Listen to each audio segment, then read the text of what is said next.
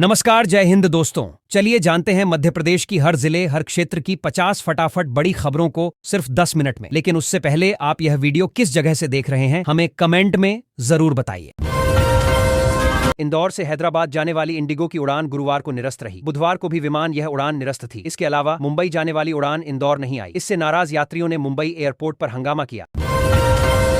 भोपाल में मेट्रो सेवा शुरू होने जा रही है। मुख्यमंत्री डॉ मोहन यादव और केंद्रीय मंत्री मनोहर लाल खट्टर 20 दिसंबर को मेट्रो का उद्घाटन करेंगे। इसके बाद 21 दिसंबर से आम लोग मेट्रो में सफर कर सकेंगे। पहले चरण में मेट्रो सुभाष नगर से एम्स तक चलेगी और यह सुबह 9 बजे से शाम 7 बजे तक सेवा प्रदान करेगी। सतना जिला अस्पताल में ब्लड की दलाली का पर्दाफाश हुआ है। मरीजों के परिजनों से 4,500 रुपये प्रति यूनिट वसूले जा रहे थे। एसडीएम की ट्रैप कार्रवाई में 3 आरोपी रंगे हाथ पकड़े गए। जांच में ब्लड बैंक और अस्पताल स्टाफ की भूमिका भी खंगाली जा रही है। मुख्यमंत्री डॉ मोहन यादव ने अपराध जांच को और मजबूत बनाने के लिए भोपाल से मोबाइल फॉरेंसिक वैनों को रवाना किया। ये वैन प्रदेश के जिलों में मौके पर ही वैज्ञानिक तरीके से जांच कर अपराधों के जल्द खुलासे में मदद करेंगी। मध्य प्रदेश में सड़क और भवन निर्माण को नई गति दी जा रही है, जिसमें ग्रीन बिल्डिंग और आधुनिक तकनीक का विशेष ध्यान रखा जा रहा है। लोकपथ ऐप के जरिए सड़क शिकायतों का तेज समाधान और हजारों किलोमीटर नई सड़कें तैयार की जा रही हैं। भाजपा सरकार के 2 साल पूरे होने पर कांग्रेस ने नगरीय विकास और स्वास्थ्य व्यवस्था को लेकर सरकार पर गंभीर आरोप लगाए हैं। कांग्रेस नेताओं ने शहरों में अव्यवस्था, निर्माण कार्यों में भ्रष्टाचार, मेट्रो और पुल परियोजनाओं की खामियां तथा मास्टर प्लान की कमी का मुद्दा उठाया। इंदौर के एरोड्रम क्षेत्र में एक छात्रा से ऑनलाइन ऑडिटिंग जॉब और होटल रेटिंग के नाम पर 1.13 लाख रुपए की ठगी का मामला सामने आया है। जालसाजों ने व्हाट्सएप और टेलीग्राम के माध्यम से राशि जमा करवाई और बाद में संपर्क बंद कर दिया।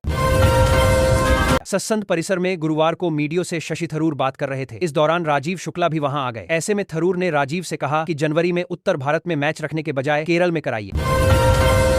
भोपाल में आयोजित 11वें अंतर्राष्ट्रीय वन मेले के शुभारंभ पर मुख्यमंत्री डॉ मोहन यादव ने वन्यजीव संरक्षण को लेकर कहा कि वर्ष 2026 में नौरादेही अभयारण्य में चीतों को बसाया जाएगा और भविष्य में मध्य प्रदेश में जंगली गैंडे व जिराफ भी लाए जाएंगे। भोपाल के कमला नगर थाना क्षेत्र में पुलिस ने अवैध हथियार फैक्ट्री पर छापा मारकर 75 छुरी और 4 तलवारें जब्त की हैं। मामले में 2 सगे भाइयों को गिरफ्तार किया गया है, जिनमें से एक पहले भी हथियार तस्करी में पकड़ा जा चुका है। मध्य प्रदेश विधानसभा के विशेष सत्र में नेता प्रतिपक्ष उमंग सिंघार ने विजन डॉक्यूमेंट को लेकर सरकार पर जमकर हमला बोला। उन्होंने कहा कि 2047 के सपने दिखाए जा रहे हैं, लेकिन जमीनी मुद्दों पर सरकार के पास ठोस जवाब नहीं है। मध्य प्रदेश विधानसभा की 70वीं वर्षगांठ पर 17 दिसंबर को 1956 से 2025 तक इतिहास के पल प्रदर्शनी का शुभारंभ राज्यपाल मंगू भाई पटेल ने किया। प्रदर्शनी में विधानसभा की 7 दशकों की लोकतांत्रिक यात्रा को 135 दुर्लभ चित्रों के माध्यम से दर्शाया गया। उज्जैन इंदौर ग्रीनफील्ड रोड के विरोध में 7 गांवों के किसानों ने एमपीआरडीसी कार्यालय पर प्रदर्शन किया। किसानों ने सड़क की ऊंचाई ग्राउंड लेवल रखने और मुआवजा दोगुना करने की मांग की। मांगे न मानी तो निर्माण रोकने की चेतावनी दी। भोपाल जोधपुर एक्सप्रेस में ओटीपी आधारित तत्काल टिकट बुकिंग प्रणाली लागू होगी। अब ऑनलाइन के साथ साथ आरक्षण काउंटर से भी तत्काल टिकट केवल ओटीपी सत्यापन के बाद ही जारी किए जाएंगे। इस व्यवस्था का उद्देश्य फर्जी बुकिंग और दलाली पर रोकी नहीं दलाली पर बादगर दूर की ताम लगाना, पारदर्शिता बढ़ाना और वास्तविक यात्रियों को सुरक्षित व सुगम सेवा देना है। मध्य प्रदेश में तेज ठंड और शीतलहर के साथ घना कोहरा छाया हुआ है। 22 जिलों में कोहरे का अलर्ट जारी किया गया है, जिनमें 12 जिलों में ऑरेंज अलर्ट है और विजिबिलिटी 50 मीटर तक रह सकती है। कई शहरों में तापमान 6 डिग्री के आसपास पहुंच गया है। मौसम विभाग के अनुसार 17 दिसंबर से नया पश्चिमी विक्षोभ सक्रिय होगा, जिससे ठंड और बढ़ने की संभावना है।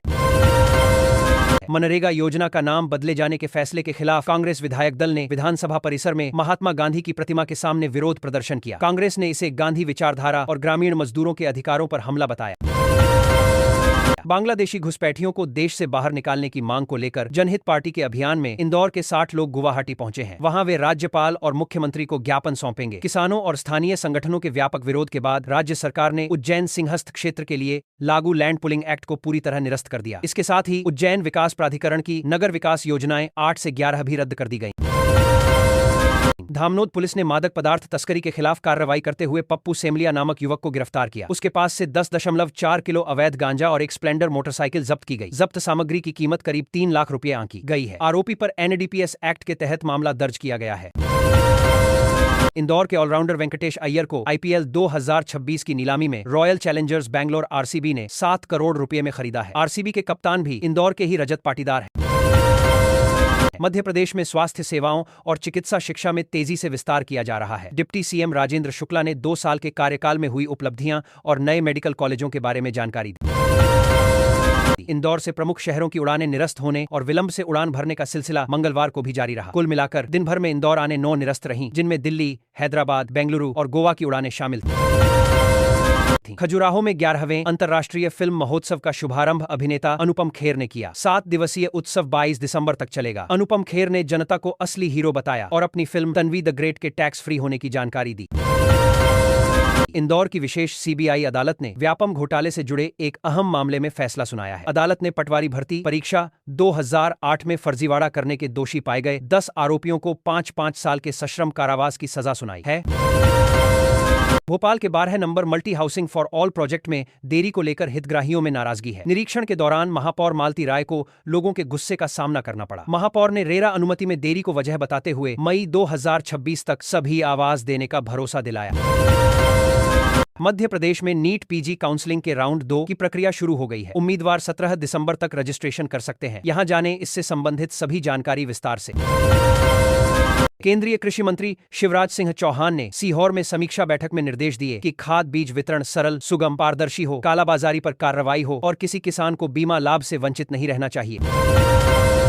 प्रधानमंत्री नरेंद्र मोदी 2 दिवसीय यात्रा पर इथियोपिया पहुंचे हैं। इस यात्रा के दौरान पीएम मोदी इथियोपियाई संसद को संबोधित करेंगे। इथियोपियाई प्रधानमंत्री अबी अहमद अली उन्हें लेने हवाई अड्डे पर पहुंचे थे। यहां से वह पीएम मोदी को अपनी कारजान पर 2 दिवसीय पारी समाध है इथियोपियाई प्रधानमंत्री में बैठाकर होटल तक लाए।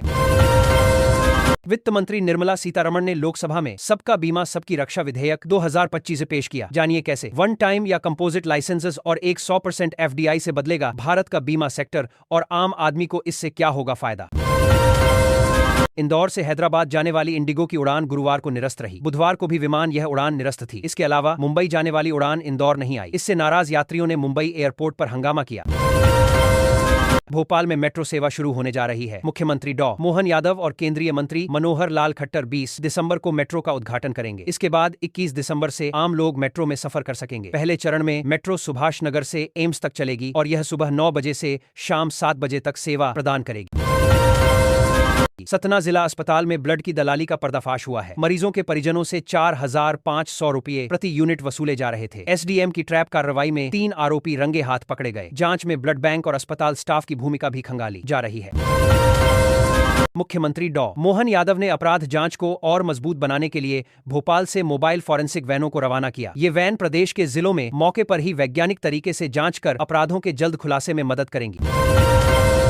मध्य प्रदेश में सड़क और भवन निर्माण को नई गति दी जा रही है, जिसमें ग्रीन बिल्डिंग और आधुनिक तकनीक का विशेष ध्यान रखा जा रहा है। लोकपथ ऐप के जरिए सड़क शिकायतों का तेज समाधान और हजारों किलोमीटर नई सड़कें तैयार की जा रही हैं।